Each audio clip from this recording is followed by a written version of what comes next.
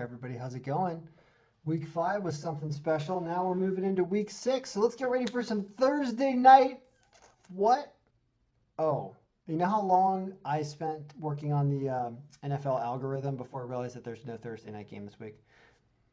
Yeah, it was almost basically done. So I figured it's time to do a video here on Wednesday about the week's games, even though the injury report, of course, is going to change later in the week. And I will probably do an update Saturday or something for people who push me to do it if you want to, because it will help. But let's talk about the games. They moved the Kansas City game with Buffalo to Monday instead of Thursday, so there's no Thursday night football. Okay, that's fine. It's going to be just Sunday and Monday games. I've updated all the stats. The injury report is something interesting I want to talk about. There's a few people on Tennessee, 3 people that are on the COVID-19 or whatever list. So you can keep an eye on what's going on there about breakouts among teams and stuff like that. This is an interesting way to track it. There's also a lot of people that are questionable key players and stuff. So anyway, let's talk about the picks, and I did some glancing at it, so let's talk. All right, so what does it say? Believe it or not, the Miami Dolphins are the #1 pick of the week. It thinks they're going to crush them in win strength and in point predictions. Even thinks they're going to cover the spread. They have a good defense, and I guess Fitzmagic will be working. So that's interesting. I mean, I never thought that I'd ever see Miami as the #1 team on this list, but it is actually the #1 in all senses. There's no better pick by point projection or win score. So if they blow it, the algorithm blows it this week. But that's interesting because, Miami being a survivor pool pick or something is something you almost never do. So that's a very interesting call right there. Tennessee and Houston. Tennessee coming off a short week. This game is a Sunday game, I believe. Yep. It's a Sunday game. Look at the point projections. Uh-oh. Why is that? Oh, because of the COVID situation. So this game may not happen. This is a sneaky one. When you think about games that might not go, this one might not go. You got Tennessee playing on Tuesday night. You saw 3 people on that COVID list. Well, if 3 people had it, it starts to sound like team community spread somehow. Like if it's more than 1 or 2, it probably grows and it might be floating around, right? Because it's sneaky like that. So I'd watch for this game to maybe not happen. And the point projections are showing something weird, so that's really weird. Baltimore and the Eagles. See if I can move this down to make my head out of the way probably so you can see the titles of things. Come on. There we go. So let's see here. The Ravens over the Eagles, yeah, totally. Thinks they're going to cover the spread, thinks they're going to crush it. I believe that. They are a good team. Boy, did they just manhandle Cincinnati last week. Packers and Bucks. This is interesting because I think the Packers should definitely win this game. I agree with the algorithm. The point projections don't give the Packers the offense you'd think that they would. I guess that means Tampa Bay's defense is probably better than we think. There's a place you can look at that. It's actually in the in this area where it weights how effective a team's defense is against another team. So in that sense, Tampa Bay right here generally reduces the opponent's score by 108%, or if it's ever greater than 100, that means it's a better than average defense. So that's what that's saying. So that's kind of interesting, but I still really like Green Bay in my head there. Patriots and Broncos is going to go. They messed around with some games. It's funny because in the projection here, I started calling the games WTF games because I don't know when they're going to start scheduling these things. They're moving them around all over the place. They just took a Denver-Miami game and said, hey, we don't really care about. I was watching a That's Good Sports episode with Brandon Perna. You should watch him. He's really funny. And he's like, people don't care about this game, and it's probably not going to mean anything at the end of the season, although Miami may make the playoffs the way they're going. So they moved this game completely, and then Miami just is playing another game, or Denver's playing another game, or whatever the heck's going on. It's interesting. So I called them WTF games because I don't know when they're going to be played. I haven't dug that far into it. But this one is going on, and this is the Patriots and the Broncos.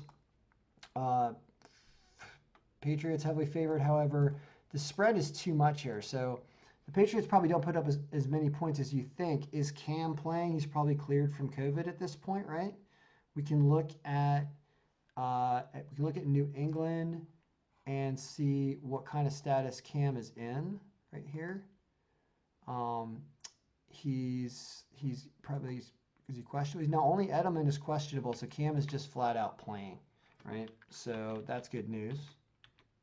But so that means the Patriots might actually put up more points than they have been over the last week or so. Let's go back here. Then we have Indianapolis and Cincinnati, which Indianapolis really took you by the horns last week by losing last week. Cincinnati, I mean, I don't know about that game there.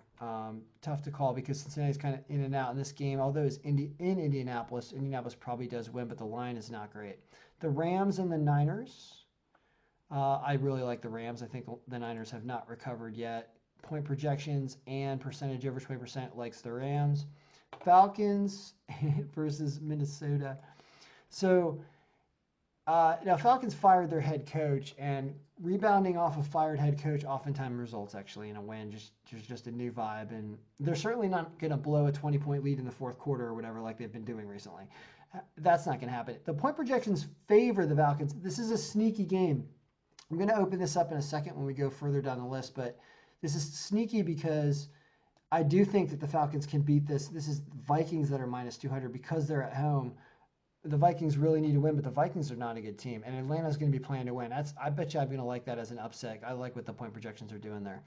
This Monday night game, Kansas City should destroy Buffalo because they've had extra days off. Buffalo only has 6 days off playing on Monday night because they played Tuesday. Point projections say they're going to win. This negative 205. Take the Chiefs on the money line right now. They're going to kill them. I think they're going to slaughter Buffalo with rest and just coming off a loss totally.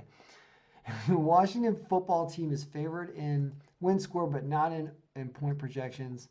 They're plus. Oh God, you're going to have to take the Skins plus 2.5. I don't like that. The Giants are favored in that game. We're going to look at that game on the flip side in a second here. That's a tough game. That's the reason why it's at the bottom of the list.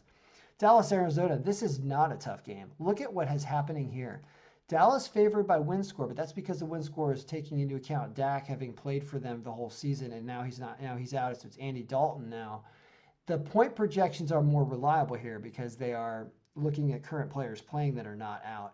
That has Arizona just running all over their defense, which makes a lot of sense because Dallas's defense has not been existent. Do you want to know how bad Dallas's defense is on this thing?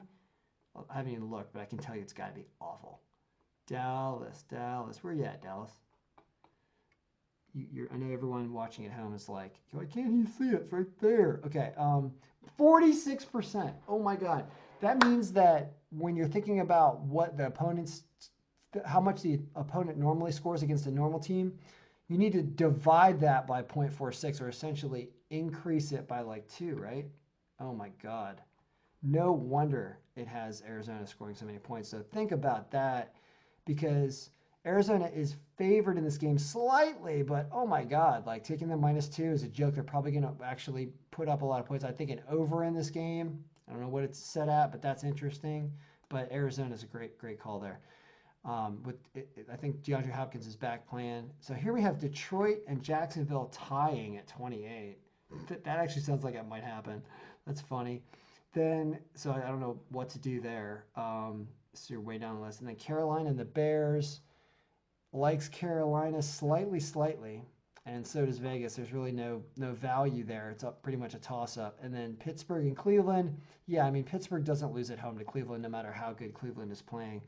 -177. Pittsburgh usually wins these games. They're due for a loss. I think they're like 4-0 or something. But let's open up everybody for a second, and we're going to sort in a different way.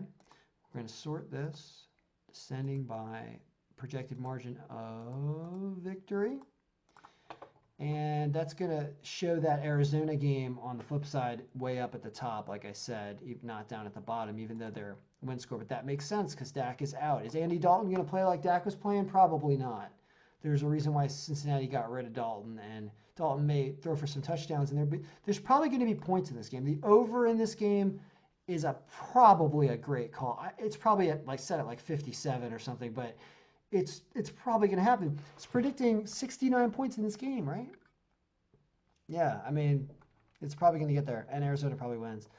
Anything else that looks weird? Yeah, I told you Kansas City should be way at the top by point projections. They're going to cover that 4 totally. Love it. I really think they're gonna hurt Buffalo. And then Patriots, Steelers. Yeah, I mean, what else did I want to talk about? Giants favored by 2. There was something else I wanted to talk about point projection wise. What was it? It's the Arizona game. Steelers, Rams, Niners. I mean, is anything abnormal here? I don't like taking Miami with the spread here, but I do like the line's tough. But as a survivor pool pick, I like them. That's a sneaky survivor pool pick. They're almost certainly going to win that game. Jacksonville and Detroit. I don't know. What do you do here? Take Jacksonville plus 3.5.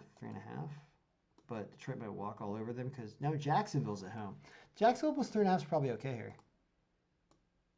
Because Detroit's not a good team. Although they're doing decent this year. Whatever. All right. We've talked for 10 minutes. But that's your week 6 preview. And I will do an update where we import the injury report right here on Saturday or something. And we see who's questionable. There's a lot of questionable people here. I mean, you want to talk about some big names that are questionable? And it means that they're kind of hurt. You should think of it that way. Like, they're questionable. They might play, but they might be at half speed because they're going to, they're nursing an injury, right? Yeah, big people. Dalvin Cook, we saw him go out with a back thing. Kareem Hunt, Mike Evans, Edelman, Darius Slayton. So watch out there. He was an impactful player in the game against Dallas. Keenan Allen, yep. I'm sure that hurt the Chargers late in that game, right? Noah Fant, Scotty Miller, John Bray, yeah, Buffalo. I mean, we're still late when those games are coming in days. Julio Jones has been having trouble, right? Oh, God. Although Atlanta, like I said, I bet you Julio Jones gets better with the new coach, right? I was wondering, he dropped a ball in that Dallas game that apparently should have been caught for a touchdown that would have sealed the win for them. And it just wasn't like him. And you're just like, what's going on? I don't know. And I guess we'll end on that note. Anyway, if you do one thing, root for Miami. And good luck, everybody.